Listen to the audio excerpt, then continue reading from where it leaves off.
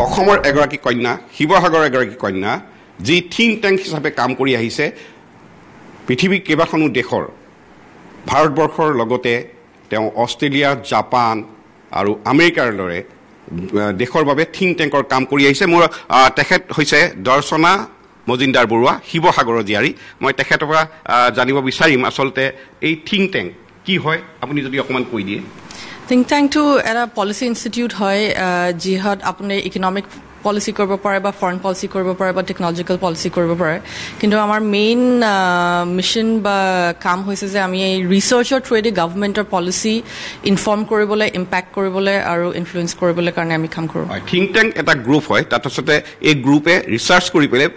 government sponsor to থাকিব পাৰে যিকোনো বিষয়ত সেই গভৰ্ণমেণ্টক তেখেতসকলে আসলে সেই পলিচিটো দিয়ে আৰু গভৰ্ণমেণ্টে ইমপ্লিমেন্ট কৰিব পাৰে নহয় জানো হয় ঠিক তেনেকৈ ভাৰততো আছে বাহিৰৰ দেশতো আছে আৰু এডভাইস কৰে বা প্ৰজেক্ট ৰিপৰ্টছ কৰো কিন্তু গভৰ্ণমেণ্টৰ চাকৰি নহয় কিন্তু গভৰ্ণমেণ্টৰ লগত আমি প্ৰজেক্ট একেলগে কৰো এতিয়া আপুনি প্ৰথমে কোৰ পৰা কোন কান্ট্ৰি কাৰণে কৰিছে মই প্ৰথমতে তো দিল্লীত আৰম্ভ কৰিছো ইয়াত অবজাৰ্ভাৰ ৰিচাৰ্চ ফাউণ্ডেশ্যন ইয়াত মই তাৰপিছত আৰু বেলেগ এখন কৰিলো কাৰ্নেগী ইণ্ডিয়াত 6 বছৰ কৰিলো ইয়াত তাৰ মাজত মই ফেলোশ্বিপ হিচাপে অষ্ট্ৰেলিয়াত 5-6 মাহ মান আছিলো কেনবেৰাত অষ্ট্ৰেলিয়ান পাৰ্লিয়ামেণ্টত এটা ফেলোশ্বিপ কৰিছিলো ইণ্ডিয়া অষ্ট্ৰেলিয়াৰ ওপৰত কাম কৰিছিলো সেইটো মই 2016 চনত